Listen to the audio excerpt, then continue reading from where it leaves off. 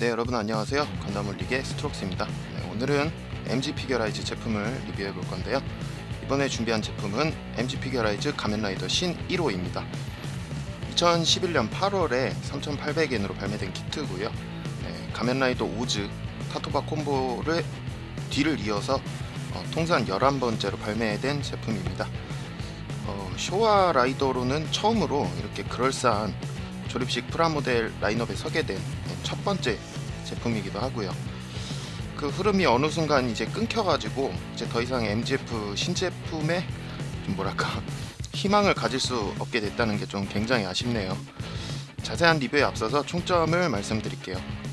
저는 10점 만점 중에 9점 주겠습니다. 그동안 이 반다이가 실사 작품이 프라모델이나 액션 피규어로 발매될 경우에 오래된 작품일수록 그 고증 그리고 재현에 상당히 힘을 쏟는 듯한 모습을 보여주고 있었는데요.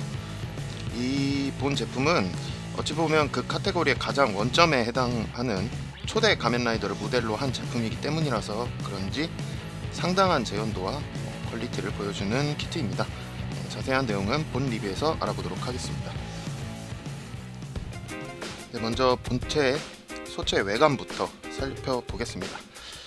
이 흉부 파츠가 굉장히 도드라졌죠. 그래서 그런지 상당히 듬직해 보이는 프로포션인데 얼굴이 다른 제품들에 비해서 조금 크게 나온 감이 있어요. 얼굴보다 머리, 그냥 통틀어서 머리 자체가 좀 크게 나왔는데 요즘 나오는 가면라이더들이 굉장히 좀 폼 자체가 스마트하고 스타일이 좀 좋게 나오기 때문에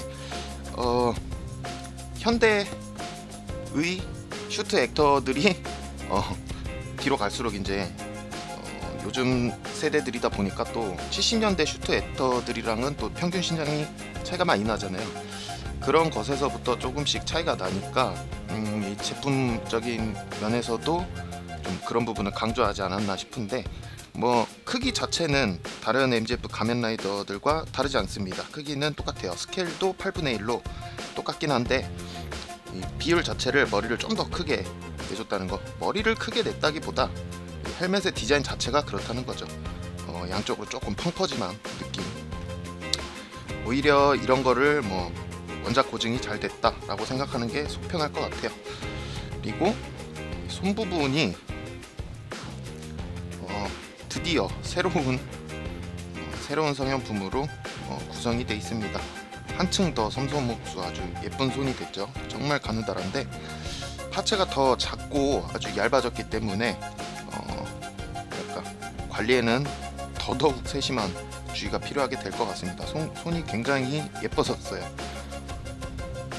뭐 다른 부분은 굉장히 남성적인 느낌이 나는데 이 손 부분은 굉장히 뭐랄까 일단은 재현 대상이 사람이다 보니까 뭐 다른 건프라에 비하면 정말 예쁜 손이죠. 그리고 색 재현은 굉장히 훌륭한 편이고요.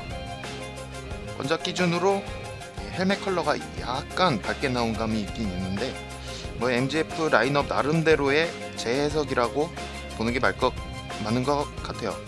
멀티 아이가 굉장히 강렬한 붉은색으로 재현이 됐고요. 내부에 이 벌집 형태의 몰드 선명하게 아주 깨알같이 들어가 있습니다. 여지껏 봐온 멀티아이의 몰드 중에서는 가장 현란한 색채의 변화를 보여주는 것 같아요. 요렇게 물론 내부 파츠에 여태껏 그려왔듯이 똑같이 은색 실이 붙기 때문에 그런 효과긴 한데 몰드 자체가 네모나거나 격자 무늬거나 하운드투스처럼 그 여러분 우체국 그 기호 아시죠? 우체국 마크 그런 마크가 아니라 완전 정직한 벌집 모양이 들어가 있어서 아주 오묘한 변화가 있습니다. 이렇게 각도에 따라서 특징 중에 하나죠. 요 수트 옆면에 줄무늬들 요거 일부는 파츠 분할로 되어 있고 일부는 스티커를 붙이는 구성으로 되어 있는데 글쎄요, 이 제품이 나온다고 했을 때부터 걱정스럽던 부분이었을 거예요. 많은 분들이 그렇게 생각을 하셨으리라 저도 추측을 해봅니다. 이게 만약에 915였다면 그런 걱정 안 해도 되는데 슈트 자체가 굉장히 심플하게 생겼으니까요. 신이로가 이렇게 마치 아디다스 저지처럼 옆면에 이렇게 들어가 있는 줄무늬를 다 파츠 분할로 만약에 해줬다면은, 오히려 그렇게 했다면은 키트 내구성이 말도 못하게 떨어지는 결과를 낳을 수도 있었겠죠. 다 분할이 돼 있는 거기 때문에 조립하면서도 굉장히 골치 아팠을 수도 있고요. 그 각각의 또 런너 자국 다 처리하려면은 안 그래도 부품 많은데, 오히려 라이트한 유저들한테는 이렇게 일부는 파츠 분할, 또 어떤 곳은 다 스티커로 때우거나. 참고로 제가 이 키트를 구입해서 조립한 게 약 한 반년이 지났거든요. 반년이 지난 키트인데 아직까지 뭐 문제가 되는 부분 하나도 없습니다. 덜렁거린다던가 없어진 스티커가 있다던가 이런 거 없는 걸로 봐서는 붙일 때 약간 스트레스를 받을 수 있더라도 관리에 크게 그렇게 문제가 되는 부분은 아닌 것 같아요. 다시 한번 강조하지만 이거 사서 조립한 지 벌써 반년 지났어요, 여러분. 여름을 한번 견디고, 가을을 한번 견디고, 봄을 한번 견디고, 이제 다시 여름이 돌아오고 있는데, 일단 여름을 견뎌냈다는 거에서 스티커가 얼마나 접착력이 훌륭한 건지 알 수 있죠. 대부분 키트들이 일반적인 호일실이나 그냥 종이실 같은 경우에 여름을 한번 지내고 나면은 알아서 다 떨어져 나가기 마련입니다. 습도 차이 때문에. 겨울이 되면 더더욱 그렇고요. 그 스티커 자체의 표면에 있는 그 장력이 약해져서 붕 뜨는 경우가 많은데, 이 키트 같은 경우에는 아직까지는 문제가 없어요. 그다지 크게 염려하실 부분은 아닌 것 같아요. 다음은 가동률 살펴보도록 하겠습니다. 개인적으로 이 인간형을 본따 치더라도 이 어깨 움직임이 항상 불만이었거든요. 특히나 MGF 가면라이더 제품들이 이 부분을 좀 개선한 기믹이 들어가 있습니다. 본 제품에 보시면은 이렇게 어깨가 아주 자연스럽게 앞으로 스윙이 되잖아요. 이게 뭐냐, 뒤에 보시면은 등짝 파츠 자체가 이렇게 갈라지는 기믹이 있어가지고 어깨를 자연스럽게 앞쪽으로 뺄 수가 있게끔 개선을 해놨습니다. 상반신이 좀 비정상적으로 이렇게 비대해지는 그런 단점이 있긴 있는데, 액션을 중시하는 분들 입장에서는 아주 환영받아서 마땅한 그런 기믹인 것 같고요. 그 외에 팔과 다리 같은 경우에는 기존 MGF 가면라이더 제품들이 가지고 있는 그들이 늘 어필하는 인체에 준하는 움직임은 보여주고 있습니다. 그리고 아까 말씀드렸던 이 옆면의 줄무늬도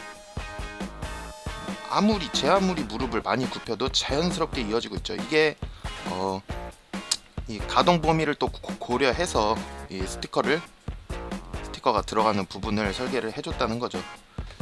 특히나 요 무릎 가운데에 들어가는 요 파츠에는 아예 스티커가 전체가 다 스티커로 되어 있거든요. 요거랑 요거 같은 경우에는 일부는 파츠고 요 가운데 까만색 부분만 스티커인데, 요 부분은 아예 스티커예요. 그럼에도 별 문제가 없죠. 울퉁불퉁한 면에 붙는 건데도 다리를 접었다 폈다 해도 아무런 문제가 없습니다. 어색한 느낌이 없어요. 툭툭 끊겨 보인다라는 느낌도 없고, 설계를 아주 잘 해줬죠. 그리고 이 제품 역시 발바닥에 고무 패킹이 들어가 있어서 접지력이 상당히 우수하다는 거. 이렇게 지금 제가 발바닥을 발에다 대고 이렇게 앞뒤로 움직여 보고 있는데 마찰력이 상당히 좋아서 색깔 차이도 그렇게 많이 나지 않고요. 부츠 파츠하고 아까 말씀드렸던 손 같은 경우에는 파츠 모양이 바뀌긴 했지만 구조는 똑같습니다. 독립되어 있는 파츠는 검지와 엄지뿐이고요. 나머지 중지, 약지, 새끼손가락은 한 세트로 되어 있는데, 요 손가락은 엄지는 관절이 없고요. 검지, 중지, 약지, 새끼손가락 같은 경우에는 3마디로 이루어져 있습니다. 총 3마디. 웬만한 포즈는 다 돼요. 삿대질을 하던가, 그 전에 늘 일반 리뷰에서도 써먹었던 요 V자 포즈, 이런 거 다 가능하고요. 전지 가동식이었으면은 제가 솔직히 말씀드리면은 요 손 조립할 때마다 제가 MGF 제품을 조립할 때마다 가장 스트레스를 받는 구간이 이 손 부분이냐. 파츠가 워낙에 작아가지고 이거를 잘라서 다듬고 끼우고 정말 스트레스 받긴 받는데, 일단 완성해 놓으면은 퀄리티는 상당히 좋은 편이에요. MG 건프라, 흔히들 말하는 2.0 건프라에 비하면은 거기에 비하기에도 조금 떨어지는 움직이긴 한데, 뭐 엔간한 포즈는 다 가능하니까요. 딱히 그리고 이 손에 쥐어줄 부장이 없다는 거. 가동률 이렇게 살펴봤습니다. 다음은 부장과 옵션 파츠 한번 알아보도록 할게요. 가면라이더 1호 하면 변신 포즈를 가장 먼저 떠오르실 텐데요. 변신 포즈가 이 가면라이더 하면 떠오르는 이 변신 포즈와 라이더 촉을 제어 가능한 편손, 편 형태의 양손이 부속이 되었어요. 이거는 손목 파츠 통째로 바꾸는 게 아니라 손목 파츠 다음부터 이렇게 구성이 되어 있는 거기 때문에 교환을 할 때에는 손목 조인트만 남기고 이렇게 결합을 해주시면 되겠습니다. 자, 결합을 한 상태, 이런 느낌이에요. 이거를 이제 변신 포즈를 취해 보면,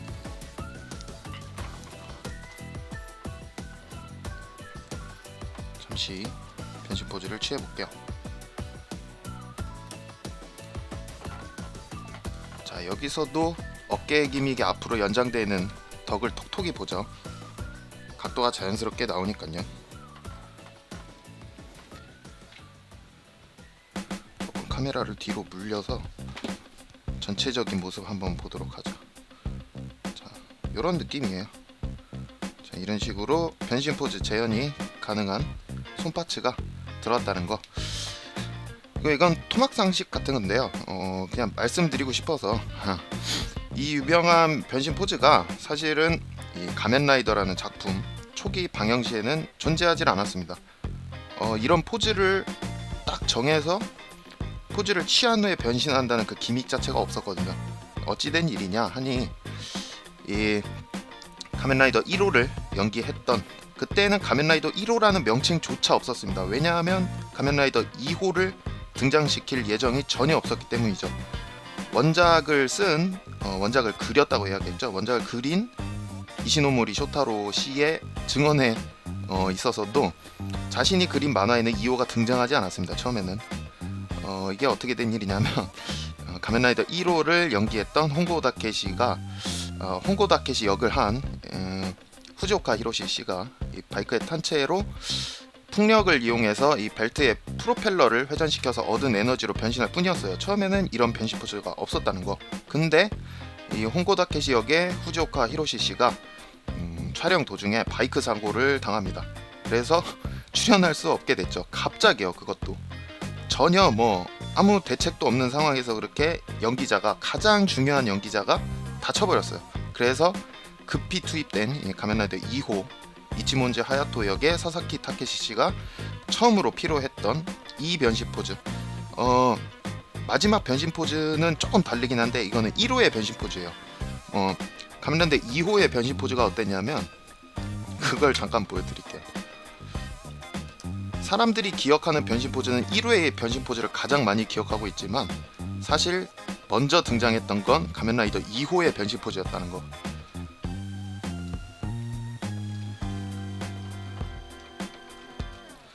자, 가면라이더 2호의 변신 포즈는 요런 느낌이었어요.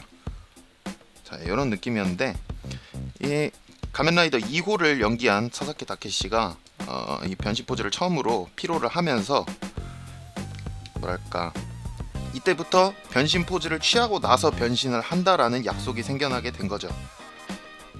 그리고 완쾌 후에 이 재투입된 가면라이더 1호에게도 이 변신 포즈가 생겼다는 그런 일화가 있어요. 어찌 보면은 그 바이크 사고가 없었으면, 그리고 가면라이더 2호라는 존재가 없었다면은 이후의 가면라이더들에게도 변신 포즈 혹은 변신이라고 외치는, 뭐랄까, 지금부터 변신해서 널 쳐부셔주겠다라는 선언 같은 기믹은 없었을지도 모르겠어요.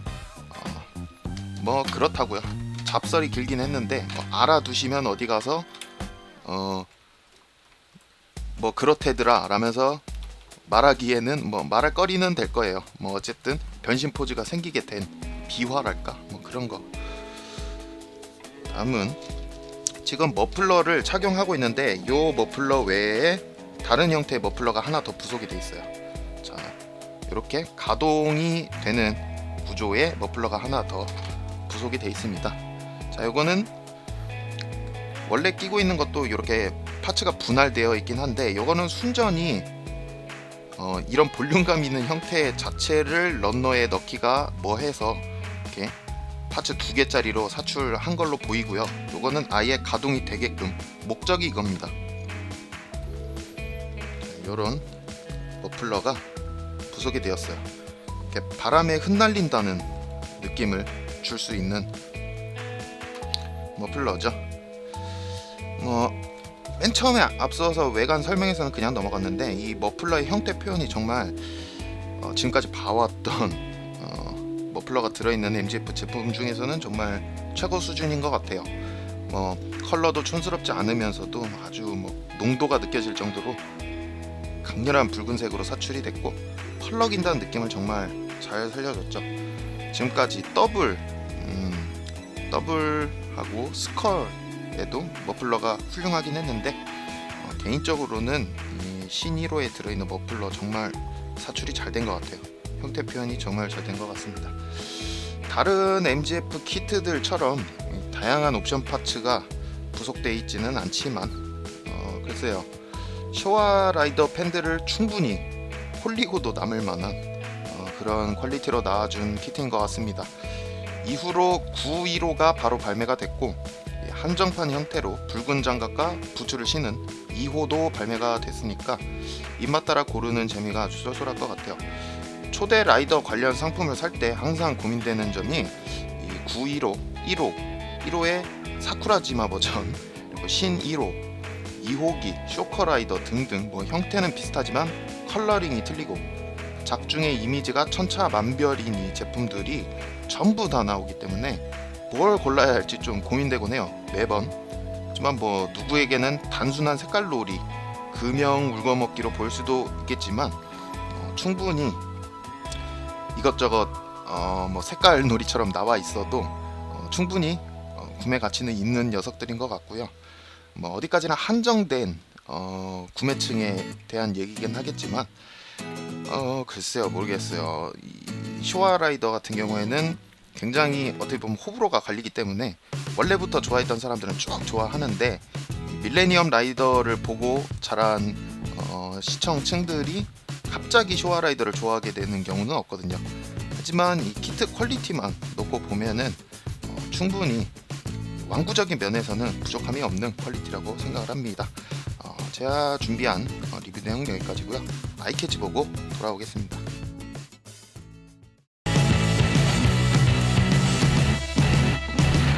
건담 홀릭.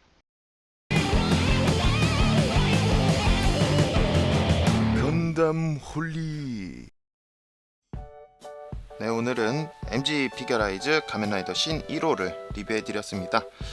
최근에 가면라이더 작품들처럼 각종 폼이 막 등장하면서 다양한 완구 라인업을 형성하지 않고 1호, 2호라는 아주 스트레이트한 라인업만을 고수하고 있는 이 초대 가면라이더 라인업인데요.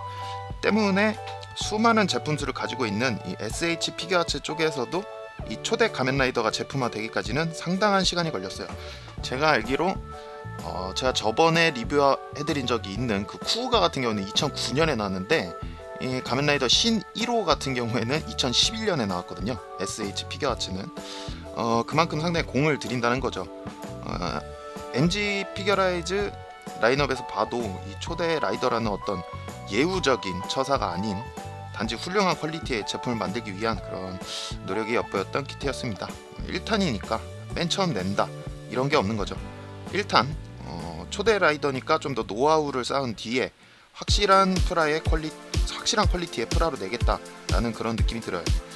도색이 거의 필요 없는 색분할 수준, 여전히 훌륭한 가동률, 그리고 어깨 부분에 들어간 신기믹에 의해서 이런 자연스러운 포즈도 가능하고 여러모로 MG 피겨라이즈 제품군의 완성형이라고 볼 수 있는 키트입니다. 거의 가장 마지막에 나왔기도 하고요. 가면라이더로 치면요. 다만 이 키트 이후에 915와 타이거 앤 버니 제품 두 개만 나오고 지금 1년이 넘게 그 명맥이 끊겼는데요. 1년이 뭐야? 1년하고 한 반년 지났습니다. 마지막으로 나온 게 2012년 11월이었으니까요. 타이거 앤 버니에서 버나비 브룩스 주니어가 나오고 지금 1년 6개월이 넘게 지났습니다. 다만 참 얘기가 이쯤 되면은 몇 년 후에는 구하기가 몹시 힘들어질 것이 뻔한 제품군이죠.